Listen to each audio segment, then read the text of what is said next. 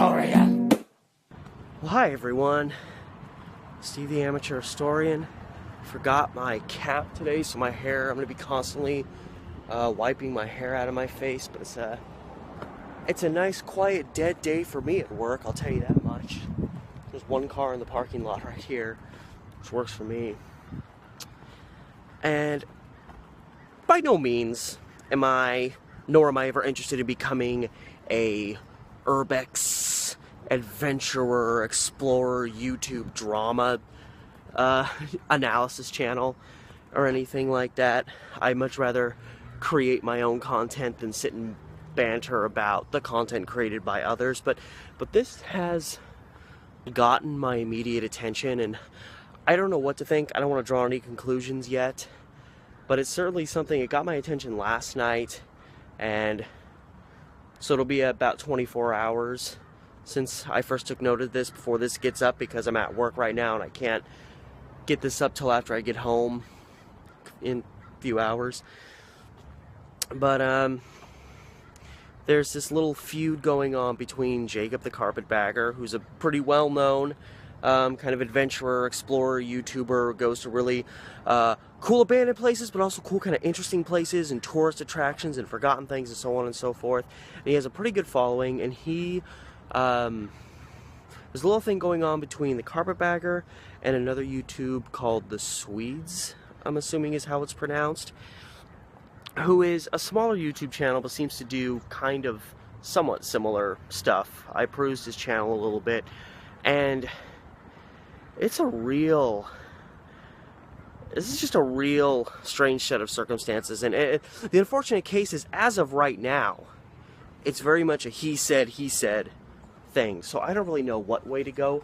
Conventionally, I just want to side with the Carpetbagger because I actually know his channel. I've been following him. I've respected him as a content creator, and I don't know anything really about this other guy. So it's kind of that you just kind of want to side with what you know.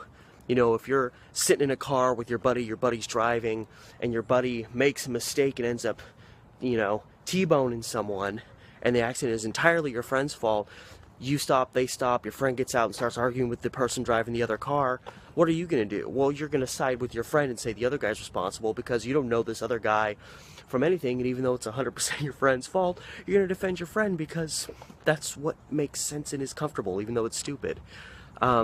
So it's that sort of wisdom that makes me want to automatically side with the Carpetbagger because I know him. Now, from what I've seen, obviously this video is going to be entirely what I've seen so far, mixed with my perspective. I'm not going to make any projections about who's being honest or dishonest, because it seems like there's still more to come out. But I just felt the need to reflect on it just a little bit. And so last night, I'm on my Facebook and I see this message pop up from the Carpetbagger saying that he's being harassed by two different YouTubers. And one of the ones he mentions was this Swede, the guy that runs that channel, and another guy named Aaron, who the Swedes also references, and says that they're harassing him. And I follow the comments, and essentially it seemed like the Carpetbagger's perspective is that, you know, him and this Swedes guy used to be close friends, but the Swedes guy, and I'm sorry, I don't know his real name, so he's just the Swedes guy for now. Pretty much, he stabbed Jacob in the back and has started, like, putting out personal stuff about him and contacting Jacob's friends and committing harassment, essentially. And the Swedes posted a video just a couple hours ago. It'll have been several hours by the time this gets up, but today he posted a video where he kind of gave his take, and he said that there's more to come. So as it stands with what the Carpetbagger is saying and what he is saying, it's really just a matter of I'm saying this, you're saying that, and they're both kind of counterbalancing each other. And it seems like it comes down to who's actually harassing who. Are they both harassing each other, or is only one harassing another? Because Jacob the Carpetbagger is saying that the Swedes guy is harassing him, and I just watched the Swedes video when it came out on my last break. Not while I was working. No, I wasn't really working while I was doing that, but essentially, and I noticed that there was a video on the Carpetbagger's channel about moonshine, and I haven't seen it, but so I probably need to get better perspective. Again, this is just kind of a rundown of what's going on. I don't know all the details, and again, I'm not making any projections about what is truth and what isn't. But apparently, in that video, the carpetbagger had some of this moonshine, and then apparently drove, got in his car and drove, and he was a little bit tipsy, so it was, you know, this irresponsible thing, and the Swedes kind of called him out on it, I guess is what happened.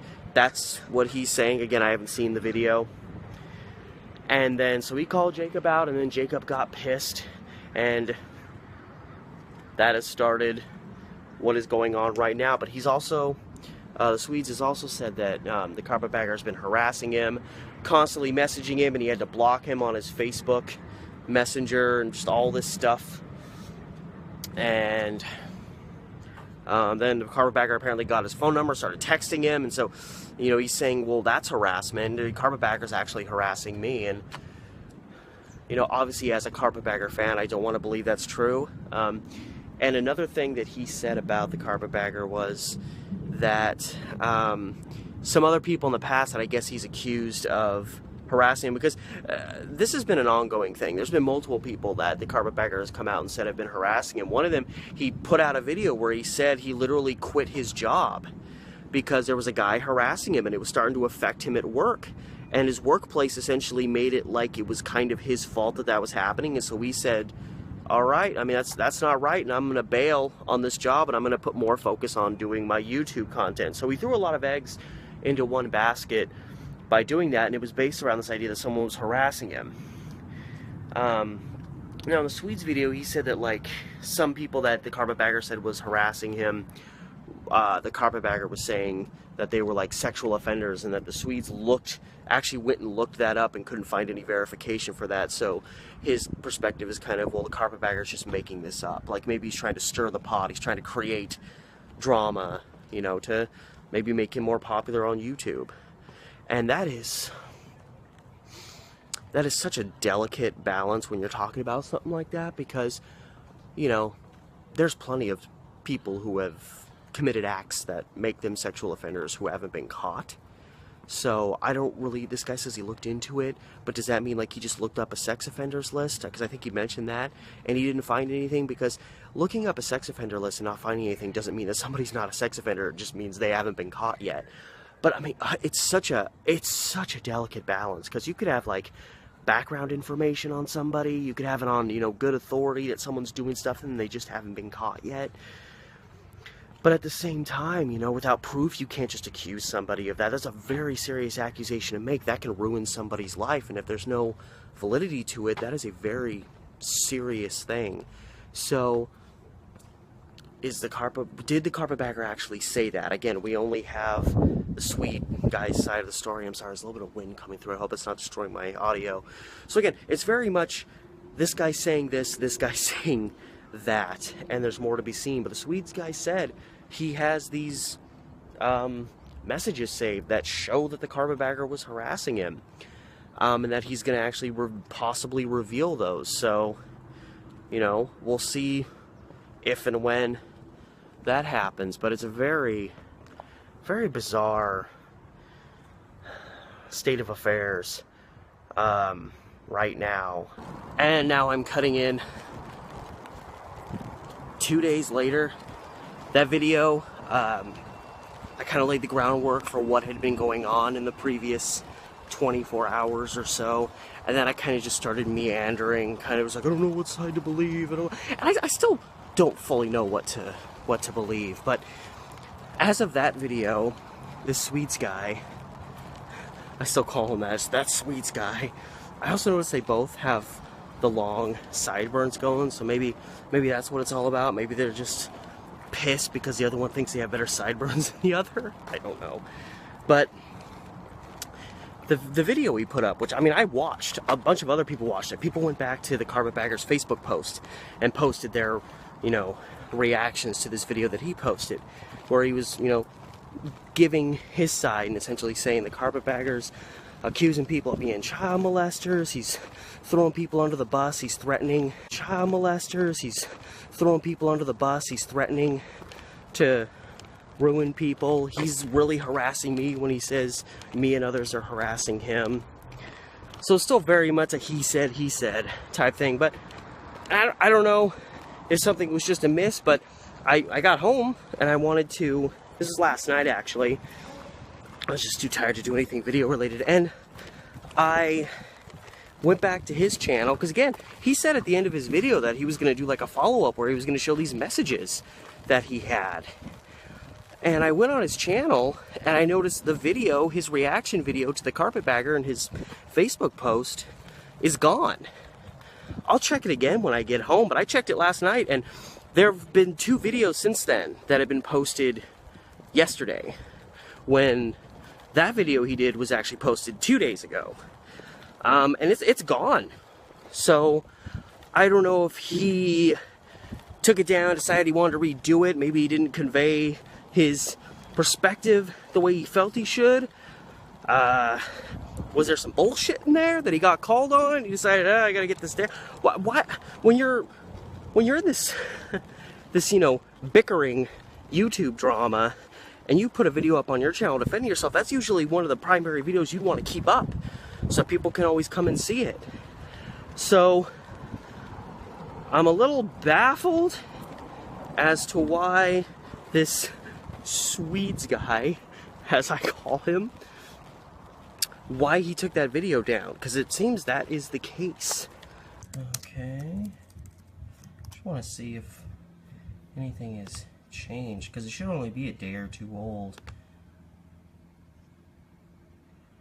Yeah, see, this stuff was before 3 days ago, when that video was 2 days ago, and then 1 day ago. This is from yesterday, so that reaction video should be right here. Did it get privatized? Did it get just taken down? I don't know. Let's take a look. I don't know if there's any videos on his channel in relation to this. Hey, you all. Whoa. My name. Oh, that's just his intro to his channel. Yeah. Yep, just his usual content. Facebook now. I'll look at his. I wonder if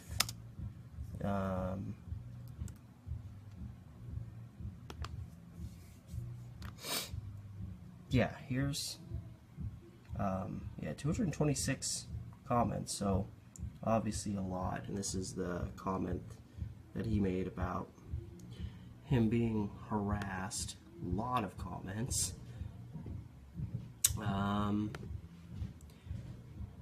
And yes, I don't know what that means. The fact that that guy's reaction video is gone apparently, or privatized. I don't know.